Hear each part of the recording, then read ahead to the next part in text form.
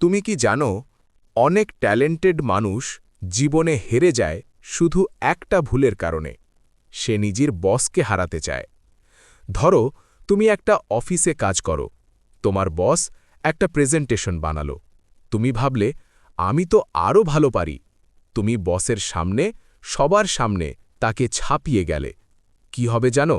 বস হাসবে, কিন্তু ভেতরে ভেতরে ভয় পাবে, আর যেদিন সুযোগ পাবে তোমাকে সরিয়ে দেবে।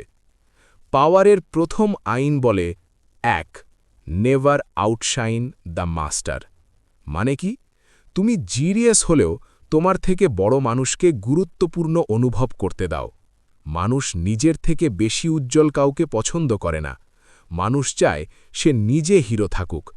তুমি যদি স্মার্ট হও তাহলে এমনভাবে কাজ করো যাতে বস ভাবে এই ছেলেটা আমার টিমের জন্য সম্পদ, না যে এই ছেলেটা আমার জায়গা নিতে চায়।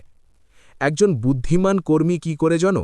সে নিজের আইডিয়া দেয়, কিন্তু বলে, স্যার আপনার আইডিয়াটা যদি এভাবে করি কেমন হয়? ক্রেডিট দেয় ওপরে, কিন্তু কন্ট্রোল রাখে নিজের হাতে। এটাই পাওয়ার।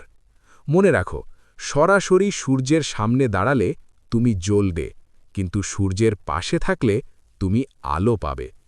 পাওয়ার মানে শুধু শক্তি না, পাওয়ার মানে কৌশল। ফলো করো, কারণ আমি শুধু মোটিভেশন দেই না, আমি শেখাই পাওয়ার গেম। গ্রুপে জয়েন হতে স্ক্রিনে থাকা নাম্বারে এখনই মেসেজ করো। বন্ধু, তুমি বুদ্ধিমান।